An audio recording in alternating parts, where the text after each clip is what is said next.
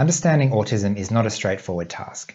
I mean, what is autism? Why do we call it autism spectrum disorder, right? I mean, Aspergers, autism, ASD, what do these actually look like in real life for a real person? In today's Patron's Choice video, I'll be sharing with you the human side of autism. We'll go through the abstract and clinical medical definition and contrast this with what it actually looks like in real life for a real person. I'll be decoding the Diagnostic Criteria from the DSM-5, the philosophy that underpins it, and exploring some of the very unhelpful ideas that this can unintentionally propagate. Finally, we'll take a look at where the future lies, a powerful new way of thinking that healthcare professionals all over the world are fast adopting. So for those of you who are new, my name is Paul and I discovered I was on the spectrum about 5 years ago at the age of 30. I share my insights into life on the spectrum via weekly videos on this blog, Aspergers from the Inside, and I've also got a new project called Autism Explained, helping parents understand their autistic children. The secret to understanding autism is empathy. Autistic behaviour is essentially human behaviour, so we need a model that builds a bridge to understand the autistic experience. Again, empathy is the key. Using the medical model of disability, autism is defined as a list of deficits in adaptive behaviour. But when we compare the medical model versus the social model of disability, the picture is very different. This is the human side of autism, what it actually means in real life for a real person. When we look at autism from a human perspective, from a position of empathy that assumes first and foremost that our similarities greatly outnumber our differences, suddenly the pieces of the puzzle, right? Sometimes autism is represented by this puzzle piece, right? Because it was a mystery for a very, very long time. Suddenly, those puzzle pieces come together like magic. Autism is no longer an unsolvable mystery. It's a condition that we can all relate to some degree. No, we're not all a little bit autistic, but practicing empathy opens the doors to practical, compassionate, and effective solutions to many of the challenges that are faced by autistic people. Okay, so first, let me give you a little bit of background. There are two major developments in recent times that have led to a general move away from the medical model. And those two concepts are the social model of disability and the phenomenon of neurodiversity. And I'll come back to both of these later.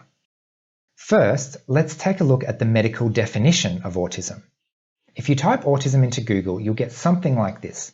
Autism is a pervasive developmental disorder characterized by difficulty in social interaction and communication and by restricted or repetitive patterns of thought and behavior.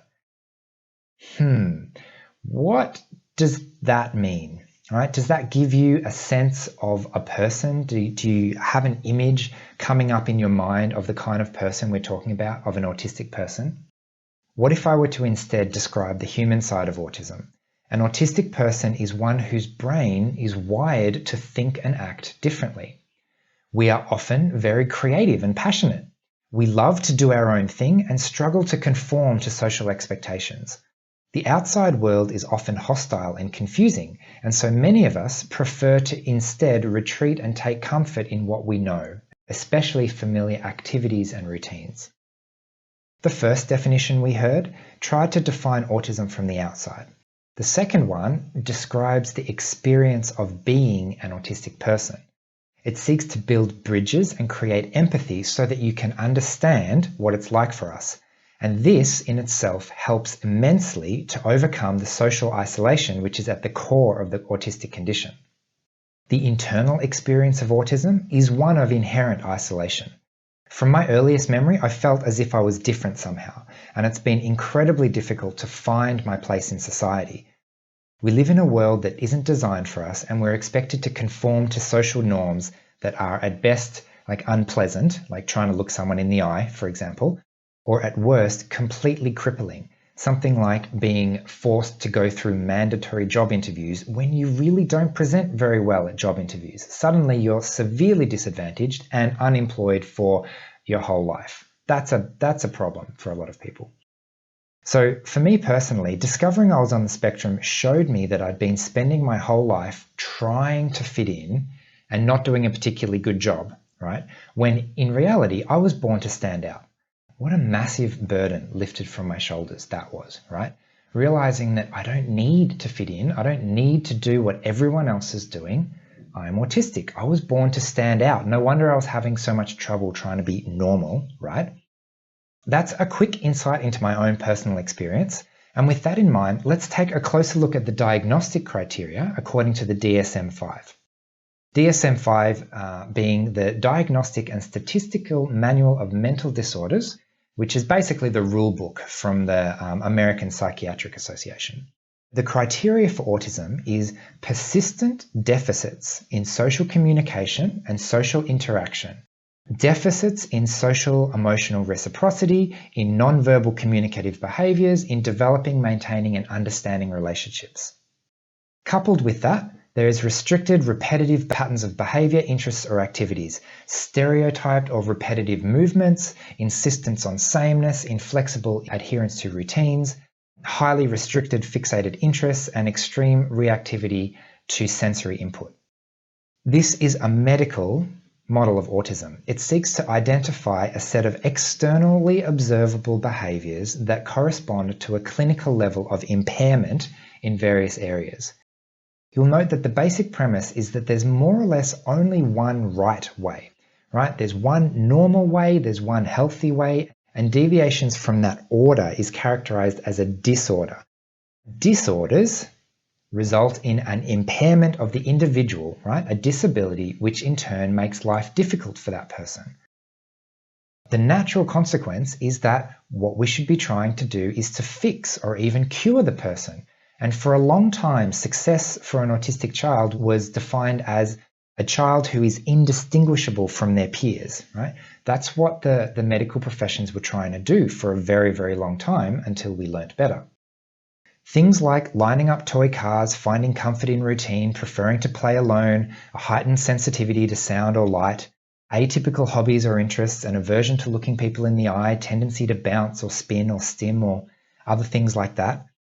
In this model, these are all deviations from the norm that indicate that something is wrong, right? A disorder that needs correcting. In contrast, when viewed from the human side of autism, these are all atypical presentations of perfectly normal human behavior. We all like patterns and routine. We all need our own space sometimes, right? Some of us are introverts and we don't like playing with other people all the time. We all like different things. We have different tastes in food and music and hobbies and everything. When's the last time you were bopping your head or tapping your foot to music? Right? Perhaps you like to eat spicy food or go on a roller coaster thrill ride at an amusement park. Those things are a statistically normal way to seek a sensory experience for the only fact that other people do them too. If you were the only one bopping your head to music in the whole world, or if you were the only one who liked to dance, or if you were the only one who ate spicy food and everyone thought you were crazy, then suddenly you would be in the minority and your behavior would be considered abnormal. This brings us to the double empathy problem, as described by Dr. Damien Milton in the UK.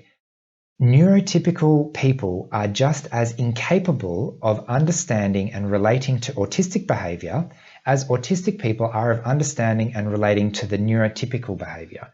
So if something is normal for you, it's hard to understand how someone else does things differently. And so similarly for the autistic person, if I think this is completely normal for me, how am I supposed to understand you if you do something completely different? So now let's look at the two major breakthroughs that offer us a fresh new way of looking at autism. And the first one is the social model of disability. In the medical model of disability, there was a person who had something wrong with them, and there was something wrong with the person that needed fixing. The social model of disability acknowledges that the environment, specifically the societal environment, plays a significant role in enabling or disabling a person. And a very easy way to think about this is like a fish out of water. If you take a fish out of water, it's not going to do very well. It was not designed to be in that environment. To take a more human social example, imagine you woke up tomorrow morning in the middle of China where no one speaks any English whatsoever. All of a sudden, you don't know the language, you don't know the customs, you're at an immediate disadvantage, right? You didn't change, but the society around you did. Add to this the concept of neurodiversity, which Judy Singer published in her thesis in 1999. Just like biological diversity, biodiversity, there's a natural amount of healthy diversity in any given population. We're not all the same. We're not all good at maths. We're not all good at languages or painting or music. There's a natural diversity which helps us to survive as a species.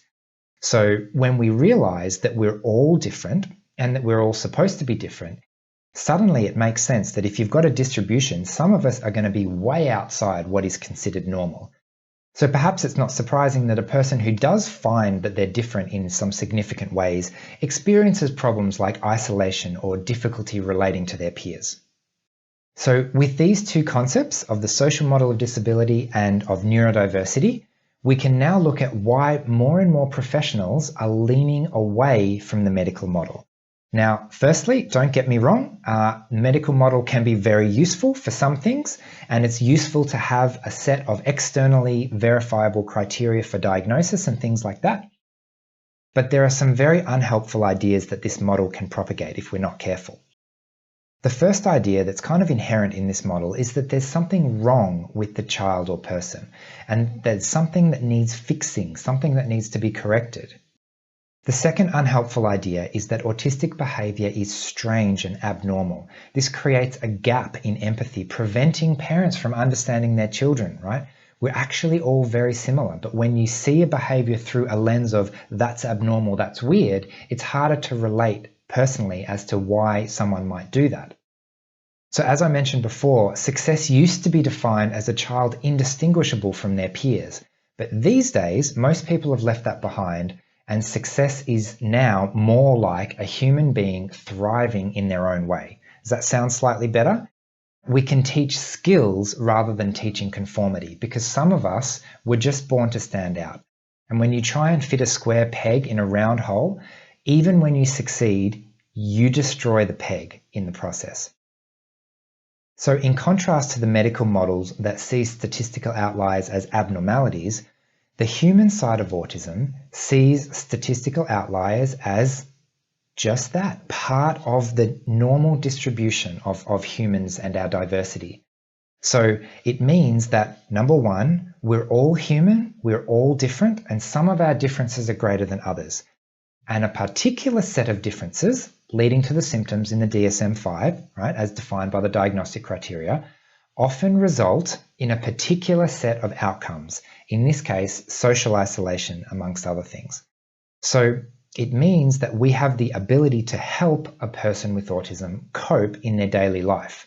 In other words, the environment, especially the social environment, makes a really big difference, and we have the power to change that, to change the environment, to help a person to thrive, rather than trying to fix the person.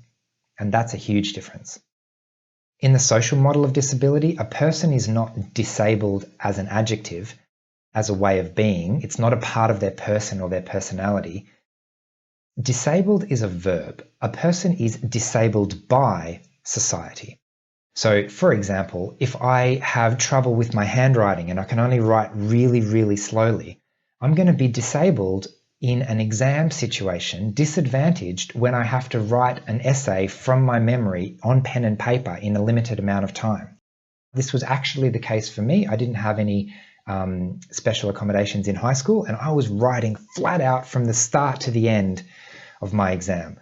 I ended up doing okay, but it was very, very difficult, and I was extremely disadvantaged compared to other modes where if I'd been allowed to type, if I'd been given more time, if I'd been given the ability to do what I do now when I write essays, right? When I went back to uni and did some subjects that required writing essays, I would write them in a systematic, structured, logical way that didn't involve writing them with a pen and paper by hand from start to finish. In summary, the medical view sees abnormalities as a disorder to be fixed, but neurodiversity explains why so many of us think differently. Empathy is the key. Understanding autistic behaviour requires us to go back to basics and understand human behaviour.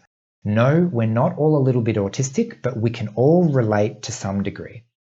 So if you'd like to learn more about how to use empathy to understand autistic behaviour, please visit autismexplained.com.au or check out the Autism Explained YouTube channel. Our mission is to empower parents with the knowledge and tools to create supportive environments for their kids, and one by one, we will change the world for the next generation of autistic children. Finally, a big thank you to our Patreon family for voting for this video topic. Your support is invaluable, and I really love being able to share and workshop ideas with you before they go public. If you're new and you'd like to join our Patreon family, you can have your say in next month's Patron's Choice video and become a cup of coffee supporter of this channel for as little as $1 a week. So please consider that. The world needs better information about autism, and every little bit helps. So I hope you enjoyed this video. Please hit subscribe if you haven't already, and I'll see you next week. Bye.